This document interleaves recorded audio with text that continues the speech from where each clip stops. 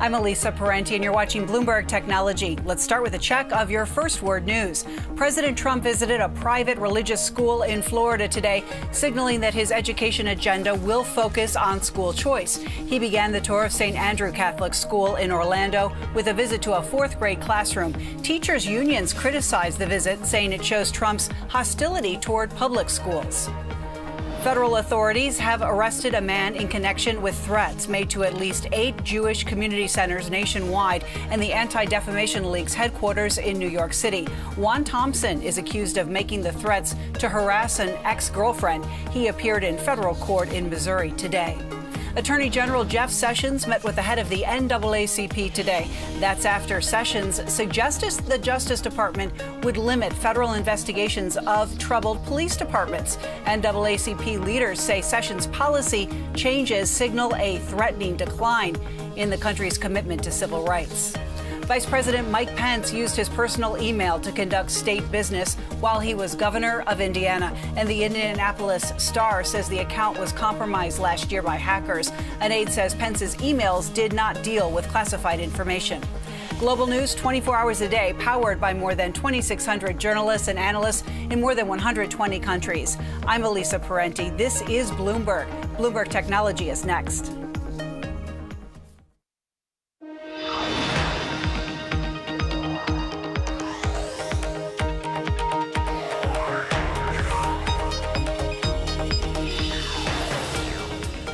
I'm Caroline Hyde. This is Bloomberg Technology live from New York. Coming up, no risk, no reward. VC firm Lightspeed vaults into Silicon Valley's top tier. That's after being the first to bet on Snap. Our crash course on spotting the big winners with Lightspeed's managing director.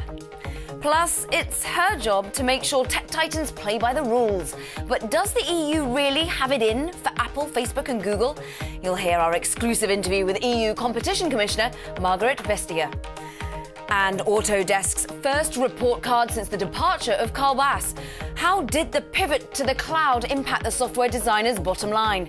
We'll crunch the numbers with the company's interim co-CEOs. First to our lead. Snap continues to pop on the New York Stock Exchange. Shares continue to rise, ending the trading day up 10% over the course of 2 days. Also riding high on Snap's success in the public market is its investors. Lightspeed Venture Partners was the first institution to financially back the disappearing photo app. The VC has been on a stellar run in recent months with a series of blockbuster sales and IPOs. Very pleased to say, joining me now from San Francisco, Lightspeed Venture Partners Managing Director Barry Eggers and founding partner indeed, Barry. And what a story you have to tell on the back of Snap, because it was, 5 years ago you were sat in the kitchen and saw your daughter playing with a new app and you had to take a look? That's right. About 5 years ago today, I walked into my house and walked into the kitchen, and my son and my daughter and some of their friends from high school were all looking at their phones and laughing, and I was just curious what they were doing. So I asked her, what are you guys doing? And my daughter said, hey, Dad, have you heard about this app? It's called Snapchat. And I said, no, I haven't heard about it. What does it do? And she said, well, you take pictures, you send them to your friends, and they disappear in 10 seconds or less. And I thought, what kind of pictures? And she said, funny, goofy stuff between friends. And so they showed me a bunch of examples, and it turns out that they were using this thing about 30 times a day, and all the girls were nodding and saying we use it a lot, and my son said we use it a lot too. And we thought, gee, there's this app that all these kids are using and no adults knew about. So we had to investigate. And off went Jeremy Liu, your partner, of course, to Stanford, met the founders within, a few days, 10 days, the money was in. It started with a $485,000 investment, went up to $8 million or so. The question is, do you think the growth is going to remain in Gen X and your daughter's generation, or will it just grow with that generation, or will indeed it encapsulate a broader age group as it grows? Well, when we invested, I think the company had something like 100,000 daily users, and now they have something like 158 million daily users, and that's 5 years later. So we've seen plenty of growth. What really captured our attention, though, was the engagement and the time that these kids were spending on it. Like I said, my daughter and her friends were, going on the app 30 times a day, and they still do that today. So, these kids live on this app, and they spend a lot of time communicating with each other. So Barry, the haters out there that say, look, this isn't going to be the next Facebook, you're saying it doesn't actually need to be, but it's the depth of addiction really to this particular app. Does it need to grow much past 158 million? Well, I don't know. I think every new social media platform grows and develops its audience and its revenue in a different way, and I think Snapchat is also taking its own course. I've got to dig into the rest of your portfolio because as 2017 goes, it's pretty stellar. You're in App Dynamics. I think I spoke to Jeremy yesterday, who was saying you're in that for 10 years. They then suddenly get bought quickly by Cisco the day before they're meant to list. We've then got MuleSoft, which is on the list to list itself and go public soon enough. Is this a perfect storm for companies to go public right now? Or are you actually leaning on your portfolio companies to go public? No, I think we feel fortunate to have some of our companies have these liquidity events, and you mentioned 4 of them, and including Nutanix, and but it wasn't like we made these investments yesterday. We made Nutanix and App Dynamics 8 and 10 years ago. MuleSoft was about 7 years ago, and of course Snapchat 5 years ago. So these things take time to build the business and really become mature enough companies to be able to stand alone as a public company. And we're thrilled that we have a number of these things happening this year. It's been a nice year for us. Do you think it will continue? I mean, we're at heady heights when you look at the indices, near record highs, if not at record highs. Had the market soured, would you have been as willing to see Snap go public right here, right now? I think that's a question for the company to make, but I think that good companies, we've seen in the past, good companies can go public in bad markets. And then, of course, in really good markets, a lot of companies can go public. I think what people are hoping is that that Snapchat creates some excitement in the IPO market, and maybe some other companies can follow. We've got a great function on the Bloomberg called the Startup Barometer, and it really tracks not only the venture activity, but also the exits that we're seeing. It has deteriorated over the past few months, really, since the heady highs of December, and of course it was at its real highs back in June 2015. Does it need more exits to be feeding back into the seed money and the ecosystem in Silicon Valley and indeed around the world? Or do you think venture capitalism is becoming a little bit more wary of wanting to see growth and indeed some sort of measure of profitability before they come jumping in, or is seed as good as it ever was? No, I think you're right. As an industry, everyone likes to talk about unicorns and these highly valued companies, but we have investors too, and they've been very patient with us, but they would like their money back, and they would like more than their money back, and so liquidity is something that our industry has to deliver. And I'm hoping that through 2017 and 18, our industry can start to deliver more liquidity back to our investors, which I think will fuel the continued growth of our industry. So do you think the ecosystem at the moment for startups is still awash with cash? Is still plenty of money wanting to get into the private companies? Are they allowed to stay private for longer? Or do you think that tide is changing? I think that tide is changing. I really do. I think there has been a lot of money come into our industry. But at the end of the day, it's every company's dream to be a public company and stand on alone. And I think a lot of companies want to do that. And so we're trying to encourage our companies to put themselves in position to be a candidate for that. And Barry, I've got to end on a high note from what is a personal perspective, but a great feel-good story, because you also encouraged your children's school to invest in Snap. And just explain who they were and how much money they've come out the wiser. Well, that's right. The St. Francis High School in Mountain View, where my kids were going at the time, has a venture fund. It's sort of rare that they started in the late 90s, and I'm a member of. And when we heard about Snap through the kids at St. Francis High School, we thought, hey, what better way to reward them and as to bring them along in our investment. So we asked them if they'd like to join us in the seed, and they said yes, and we recommended an investment, and the rest is history. They invested $15,000, and I think yesterday they sold some stock somewhere around 23 or 24 million, and they still have some shares. So they're really happy at St. Francis, and I think they're going to do great things with that money. Wow, and from $8 million that you invested to some $2 billion holding you now have. Barry Eggers, absolutely wonderful news for you. Managing Director and founding partner of Lightspeed Venture Partners. I'm sure we'll be speaking to you in the future about some more portfolio companies. Now, a story we are watching. More questions over Uber. The company is drawing scrutiny for running a program to counteract government officials attempting to conduct sting operations. Now, the New York Times reports that the tool, known as Greyball, allows the company to show enforcement officers a fake version of its application to make it more difficult for authorities to apprehend potentially law-breaking Uber drivers. But Uber said the effort is meant to enforce violations of its terms of service agreement and, well, it calls it a prevention program. The company's every move is under a microscope as scandals continue to pile up, including the surfacing of a video showing CEO Travis Kalanick arguing with a driver. And we'll have more on that video later this hour.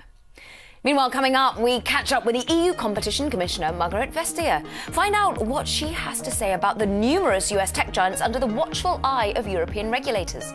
That's next, and this is Bloomberg.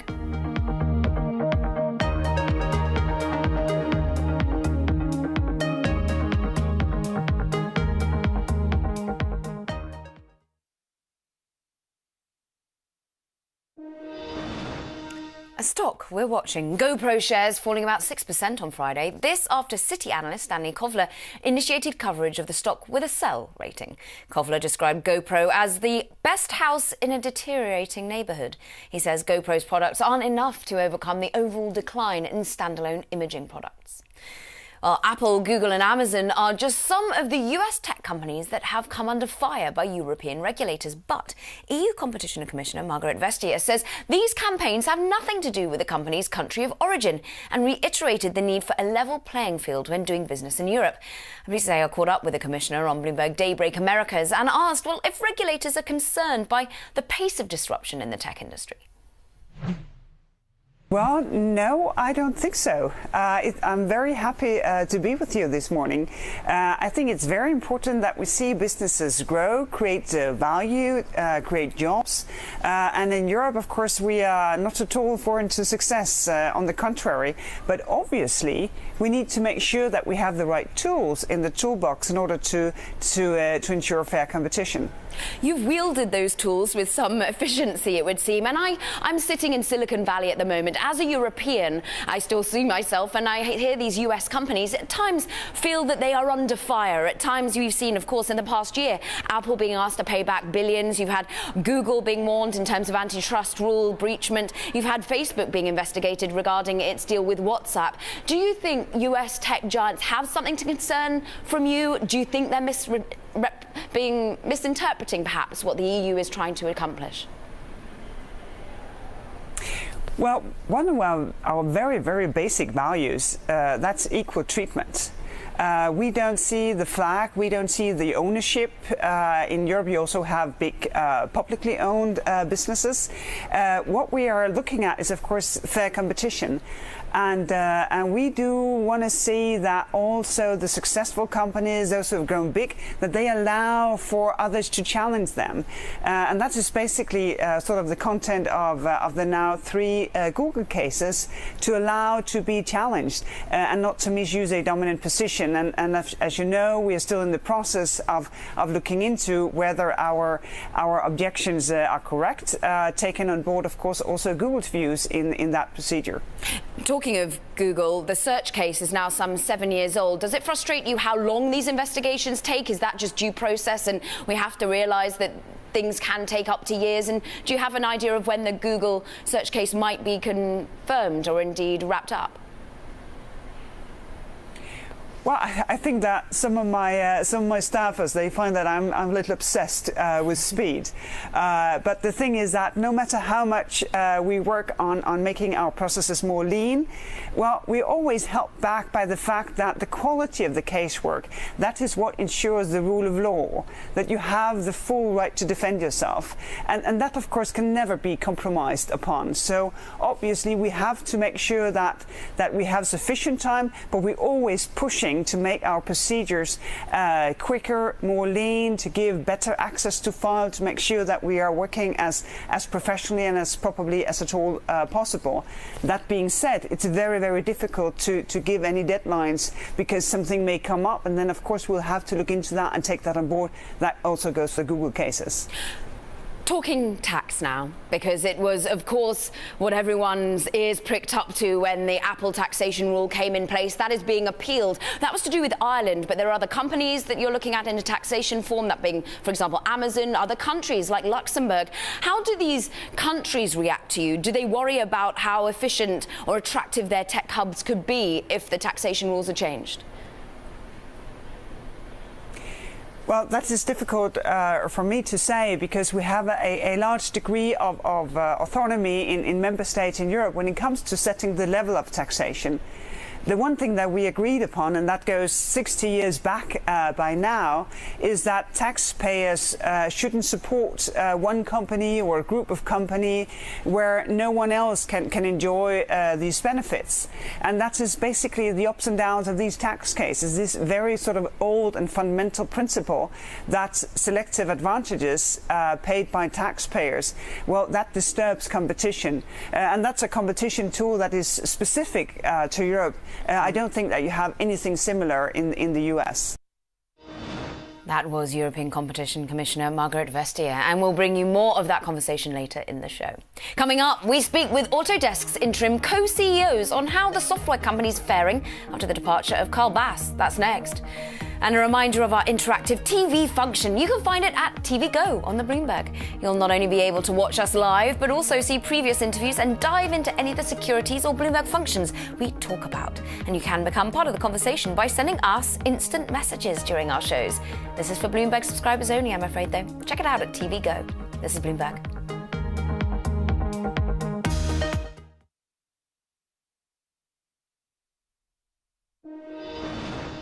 Now, design software giant Autodesk's change of course is showing in its numbers. In the first earnings report since longtime CEO Carl Bass stepped aside, the design firm's transition to a subscription model boosted its recurring sales, but the company's overall revenue fell year on year, hindered by fewer upfront license and maintenance sales.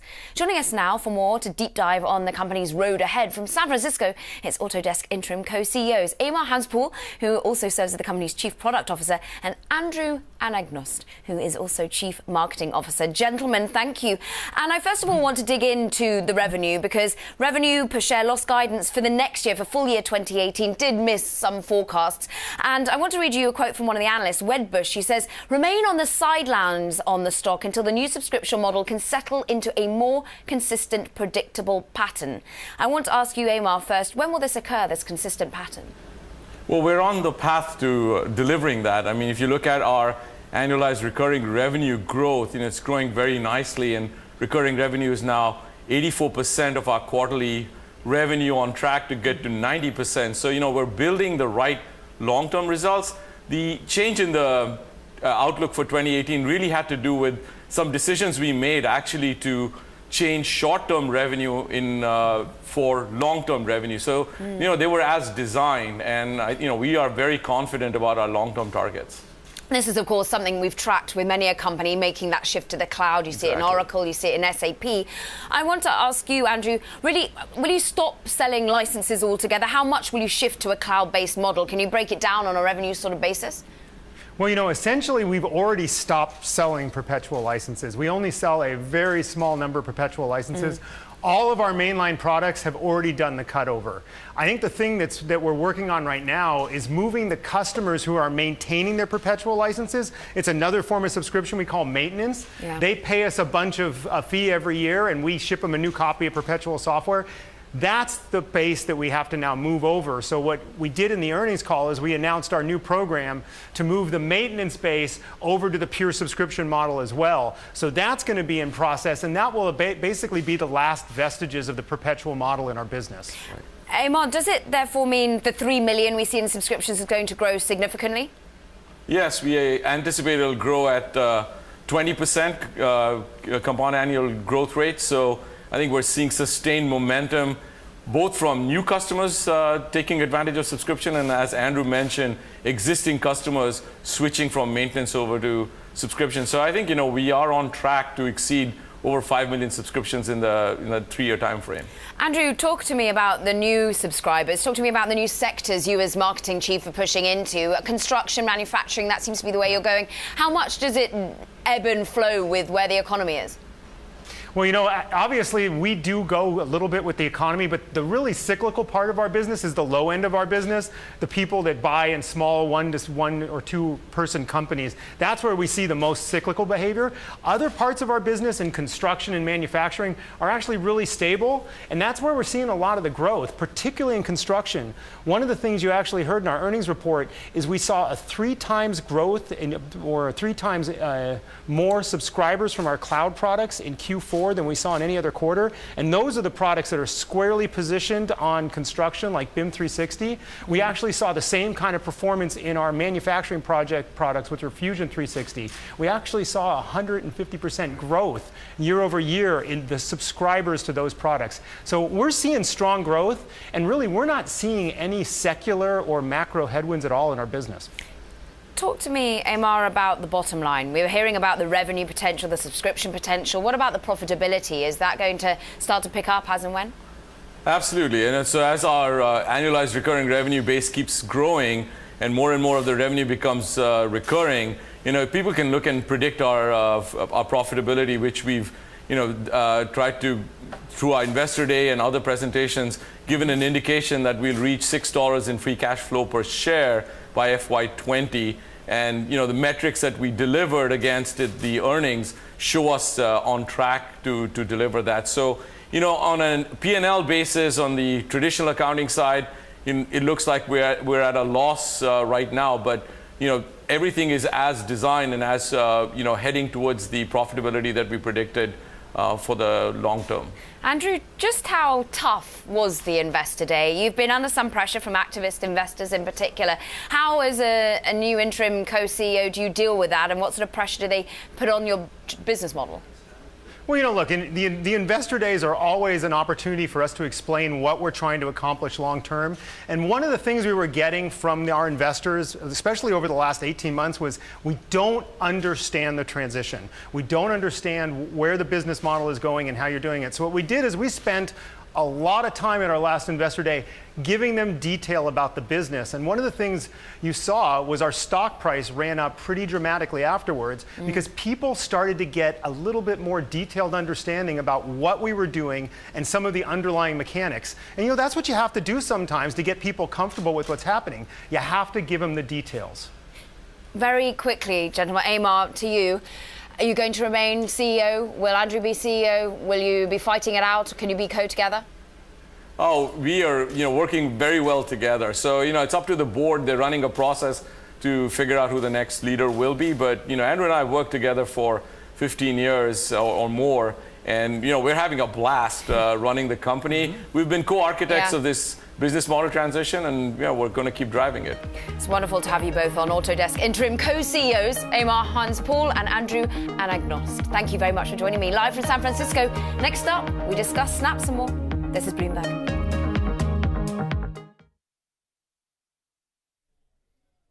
I'm Mark Crumpton. You're watching Bloomberg Technology. Let's begin with a check of your first word news. President Trump visited a private religious school in Florida Friday, signaling that his education agenda will focus on school choice. He began the tour of St. Andrew Catholic School in Orlando with a visit to a 4th grade classroom. So you want your own business, and you're going to make a lot of money, right? But don't run for politics after you do it. Teachers' unions criticized the visit, saying it shows the president's hostility toward public schools. Mr. Trump called education, quote, the civil rights issue of our time, and asked lawmakers to pass a bill that would fund school choice. In France, Emmanuel Macron has overtaken far-right candidate Marine Le Pen in the presidential race for the first time. A new poll has Macron with 27%, leading Le Pen by less than 2 points. Republican Party candidate Francois Fillon is under pressure to step aside after being caught up in a corruption investigation. Mexico's economy minister told the Detroit Economic Club Friday that any renegotiation of NAFTA must be a win-win-win for Mexico, Canada, and the United States. NAFTA is a 23-year-old agreement. We need to bring it up to modernity. When we were negotiating NAFTA, we didn't have cell phones. We had to do consultations with Mexico with fixed lines. E-commerce didn't exist. Mexico had not opened the energy sector. Now it's open and open for private investment and free competition. The telecom sector was not as important and relevant as it is today, and we have also opened competition in the telecom sector in Mexico. Minister Guajardo says Mexico is part of the solution, not the problem. Tunisia agreed today to expedite acceptance of 1,500 citizens whose asylum applications were rejected by Germany. It also accepted a $264 million funding to develop rural regions and create jobs. The agreement between the Tunisians and Germany comes in the wake of a fatal truck attack on a Berlin Christmas market carried out by a Tunisian. Anis Amri's asylum request was rejected, but Germany says Tunisia's bureaucratic delays prevented his expulsion.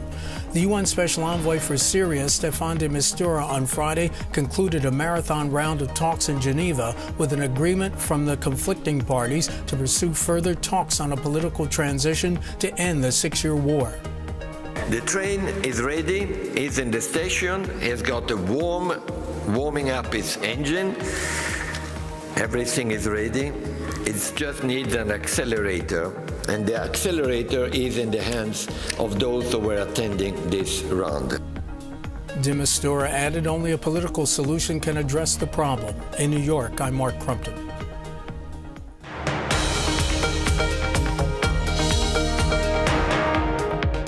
This is Bloomberg Technology. I'm Caroline Hyde. Let's get back to the biggest story in tech this week, the Snap IPO, of course. And the company looks to be off to a strong start after a pop in shares in its first few days of trading. I spoke with Bloomberg News reporter Alex Barinka and Bloomberg Technology startups reporter Eric Newcomer about Snap and some other key tech headlines grabbing our attention this week. People still excited, even with some of those long-term concerns. Looking at what some of the analysts are saying, the word euphoria or euphoric pop here comes to mind from some of the notes that we've read. But yes, still seems like a successful IPO so far. And we also have gotten some news on the likes of Comcast investing $500 million in the IPO itself. That's about a 15% stake of the shares that were sold. So big bet there for this media company getting into Snap. Great scoop, and also great reporting coming from you, Eric. Talk about euphoric. There are a few VCs out there who are euphoric right now, and it really is the making of Lightspeed Ventures in particular, because they were the first ever investor in this company. Right. Lightspeed, Jeremy Liu tracked him down with his partner Barry Eggers, and they found this, Snap, and got in and got a huge stake of it. It's worth more than $2 billion now. Now, of course, they're going to have to wait and see. They're in lockup for a while, so this price has to sustain. They sold some of it in the IPO. I think it was $78 million, if I remember the number right. Benchmark is the biggest holder, but Lightspeed got in early, and of course, it's not just this Snap investment. They've been in AppDynamics, Nutanix, MuleSoft. So it's just been a string of wins capped with this big consumer. And it's been interesting because there haven't been a lot of tech IPOs. So when you think about MuleSoft is on file right now. AppDynamics got bought by Cisco earlier this year. The day before it went public. Nutanix went public last year. And so when it comes to the lack of exits of the few that are out there, it does seem like Lightspeed's done it right. We don't know if it's them pushing their founders or just them picking the right founders, but good outcomes here for Lightspeed. And they're playing the Silicon Valley game. They're getting in very early, which is what you need to do if you want to be one of these top firms, own a lot of the company by the time it goes public like Snapchat did. And it's a busier and busier space, the seed investing currently in the Silicon Valley. Let's flick our attention to a company that perhaps haven't had such a euphoric week. And an unbelievable scoop from you, Eric. Coming from Uber, you managed to get your hands on a very special video. Right. This is, a driver, every driver I think has imagined this at some point confronting, sort of their top boss, the CEO of Uber, Travis Kalanick, in a car, after, a sort of 8-minute long ride. At the end of the ride, the driver speaks up and said, "I'm going bankrupt because of you," and directly confronts Travis, who has sort of a fierce response. I mean, to be fair, it was the Super Bowl night. Maybe Kalanick had a little bit of a drink or two and wasn't being fully himself. But what he has done is come out and apologized. He has, and there's been a lot of questions around his leadership abilities because of this. If this is how you interact with your employees, he's already dealing with these sexual harassment claims in the past couple of weeks from a former employee. So there's a lot of concerns going on right now. And frankly, I've been, up to my eyeballs with IPO folks this week and talking to them about Uber. It seems like, this was a name that folks would consider might be of the size that could go. These are some of the paramount concerns that could keep a company from getting out. Regardless of the company's plans right now, they say they're going to wait. Travis has always said he's going to wait. But when it comes to future path, if they ever decide to go, especially in the near term, these kind of risks are going to be kind of layered on top of all the regulatory concerns and those kind of things that we've seen in the past. I mean, we heard Peter Thiel, who of course isn't in Uber, but he has once upon a time called this the most ethically challenged company in Silicon Valley. Yeah, and I mean, Travis is finally, he said, admitted for the first time that he needs leadership help. So there are lots of questions about whether that just means an advisor, whether that means some very strong sort of Sheryl Sandberg-esque COO, or whether that means like an Eric Schmidt style sort of steward CEO. We really don't know what's going to happen, what he means by leadership help. But it's clear that they have to make moves and bring some people in. They have, an acting CFO right now. There are a lot of high-level positions that they still need to fill. That, of course, was Bloomberg's Alex Barinka and Eric Newcomer, and still with Uber, and yet another executive has stepped down. Ed Baker, Vice President of Product and Growth, announced his departure in an email to his team. Now, that's according to Recode. He is the second executive to resign from the ride-hailing company in the last week. VP of Engineering Amit Singhal quit after reports of his failure to disclose that he was the subject of a sexual harassment investigation at his previous employer, Google. Now, meanwhile, all the share-popping love for Snap is sure to draw out the skeptics. That's the thought of S3 Partners, a financial analytics firm, which says, short interest in the photo app maker is liable to reach $1 billion within a week. This based on how bearish bets evolved in other recent IPOs. Joining us now to discuss the ins and outs of Snap is Bloomberg editor-at-large Corey Johnson from San Francisco. Corey, you buy the short interest building? I'm looking at the analyst recommendations. We've now got 5 on the Bloomberg, and none of them are buyers yet. Yeah, I mean, I think that the analyst recommendations, frankly, aren't those that are now don't matter a whole lot. I mean, there are 26 investment banks on this deal, so they have 26 investment banks that will likely, many of them, write research about Snapchat, but they are prohibited from doing so for 40 days after the IPO. So you won't see the bulk of the research until then. And a Chinese wall or not, I would expect they will come with some bullish arguments for the stock. But potentially there are not only bullish hopes for where the share price goes if you happen to be a VC company that's locked up in the shares, or indeed someone who's working at Snap. But when you pore over the IPO prospectus of you as you have, there are some weeds to be pulling out, it seems. Yeah, and I don't mean to suggest that you're short a stock because the company has problems, or you're short a stock because of valuation. I mean, this valuation, frankly, doesn't make any sense based on the existing business. So people who like the stock at 20 times sales might love the stock at 30 times sales. It doesn't mean it's going to go down because it's expensive. But I think it's important to understand the underlying characteristics of how the business works. And fundamentally, it's about how many users they have and how fast they can grow that user base while they charge more and more to advertisers to reach those users. Doesn't. I was just speaking to Barry Egger, who of course was the man who first found Snapchat via his daughter, put the money in with Lightspeed Ventures via his colleague Jeremy Liu, and he's saying, look, it's the addiction that matters. It's not the 158 million. Of course, there might be some expansion in developed world, but it seems to be the fact that they've got such addiction and that really bespoke area of youth culture, which is Gen X. Look, I mean, it's a wonderful product and it's beloved by its users, and they spend tons of time on it. That doesn't mean the business can make any money, but it also doesn't mean the business can grow. For this business to grow, it's going to have to add a lot more users. And user growth, as we've been talking about for the last couple of days, user growth has been slowing down dramatically when a similar experience, Instagram Stories, appeared on the map. But I think what's really interesting here isn't just that it's the slowing growth around into the fourth quarter, that 3% growth number that was so disconcerting. I think the real question is, what was the holiday seasonality? The company, in some commentary in the S1 filing, said that they actually had a boost in user growth at the end of the fourth quarter because of the holidays.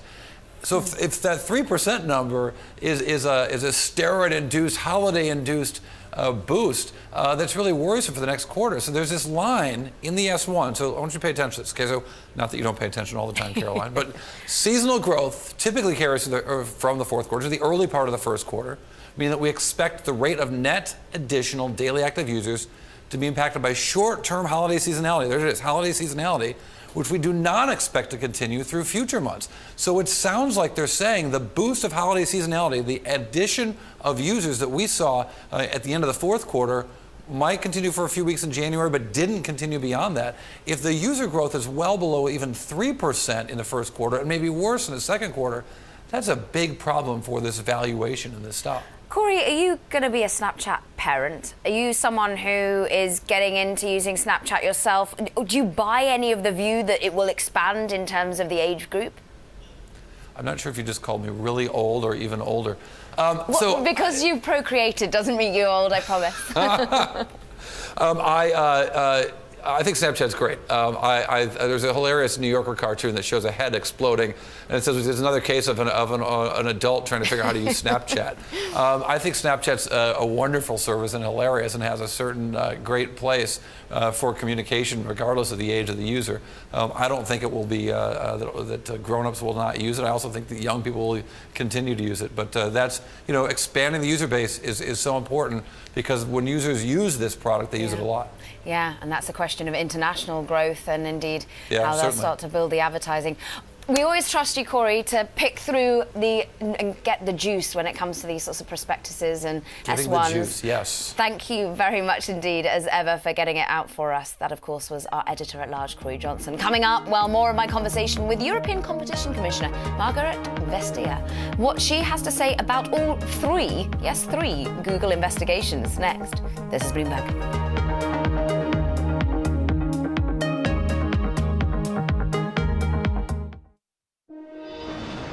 US social media giants are currently facing antitrust privacy probes in Europe over data collection. In part 2 of our exclusive interview with European Competition Commissioner Margaret Vestager, I asked, at what point do companies garner the attention of antitrust regulators?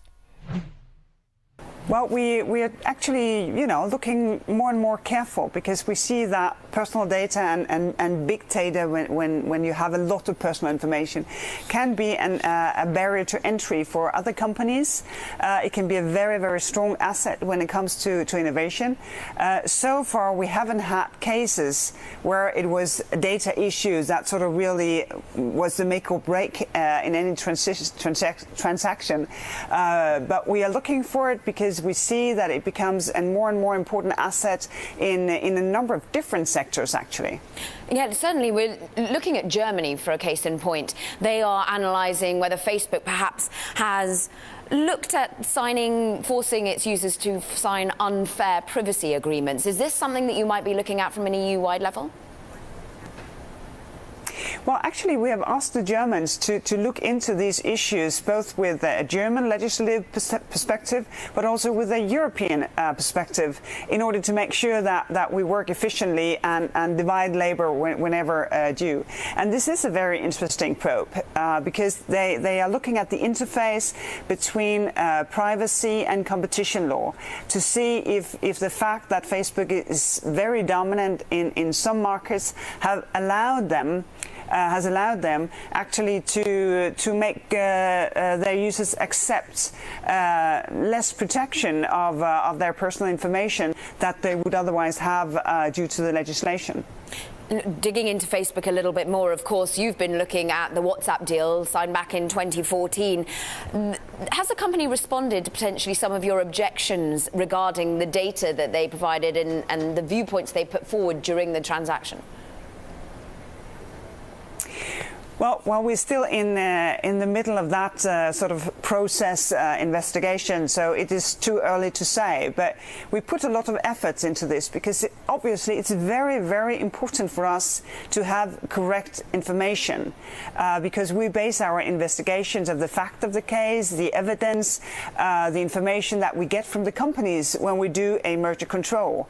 And therefore, obviously, for us it's very, very important if we find out or get a concern that we weren't given the right set of evidence and facts when we did the merger control. And therefore, of course, for us, this is high priority, and we try to do it as quickly as possible. And you're hoping this sends a sign out to those companies that are looking at doing deals that transparency is the key?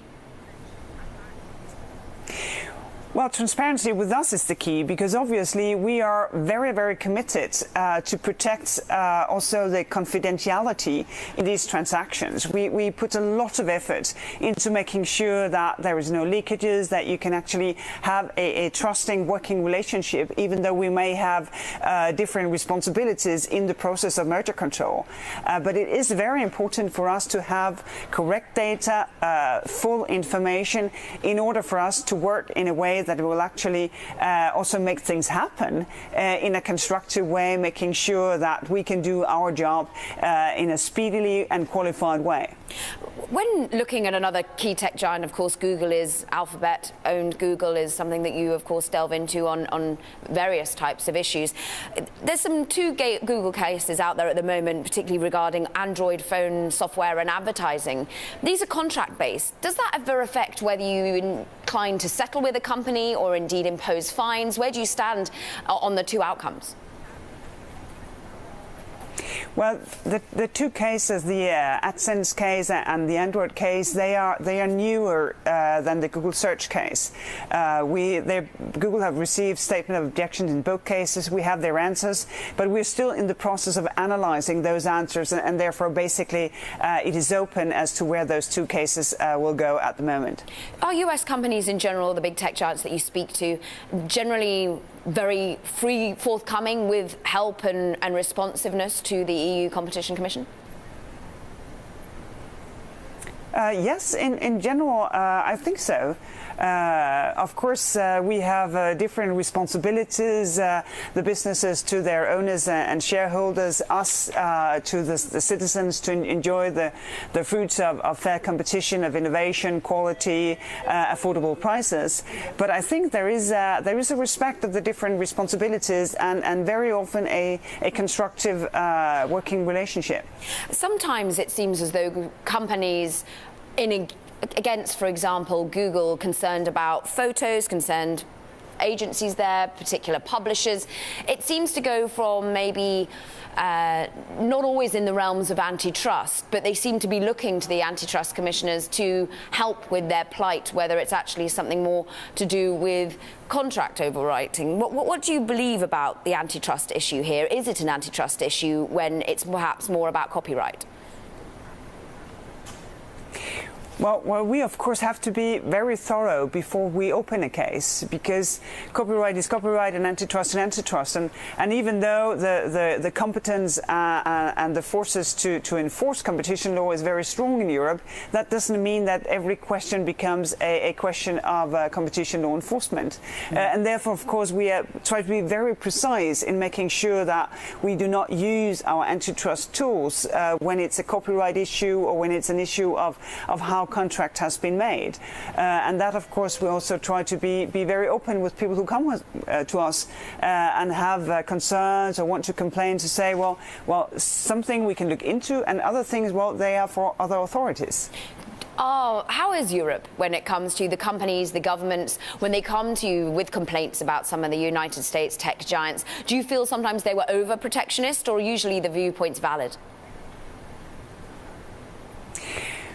Well, of course, it takes some some solidity in a complaint for us to start investigating, because we need something to go on before we go there. But the thing is, and you probably know that some of the complainants in the first Google case, well, they are US companies, yes. But also active in the European market. So I don't see that the flag or the nationality of the company plays a role. It's the behavior in the marketplace that makes people concerned, and that sometimes triggers a complaint. That was European Competition Commissioner Margaret Vestager there. And Monday on Bloomberg Television, the surveillance team will be speaking with Howard Davies, his Royal Bank of Scotland non-executive chairman, about the political risks out of Europe. That conversation begins 5 a.m. in New York, 10 a.m. in London. This is Bloomberg.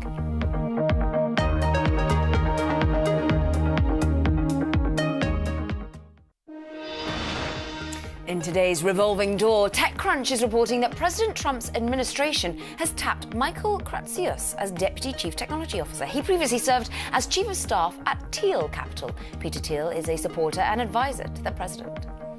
Pandora has extended its deadline for investors to propose any changes to its board of directors. You may remember the struggling internet radio company has been weighing a sale since last year. Activist investors can use annual meetings to try and oust board members or challenge executive salaries. The looming deadline will pressure stockholders to make any proposed reforms public by March 17th. And Amazon is planning to expand its Echo offerings. According to a report by Recode, the company is expected to unveil a device that will allow people to initiate phone calls by voice. This product or products will also allow people to talk with others on the opposite end of another Alexa device, very similar to an intercom system. And finally, shares of Nutanix tumbled 26% in the session. The cloud services company was downgraded by Morgan Stanley to underweight, saying sales execution issues and rising component costs will hurt the company for several quarters. Nutanix went public last September. That does it for this edition of Bloomberg Technology and live from New York. We're back in San Francisco next week, and we have an exclusive interview with Fei-Fei Li, the lead of Google's Cloud Machine Learning Group. She's also director of Stanford's Artificial Intelligence Lab and Vision Lab. More. This, her first interview since joining Google. That's all for now. Live from New York, this is Bloomberg.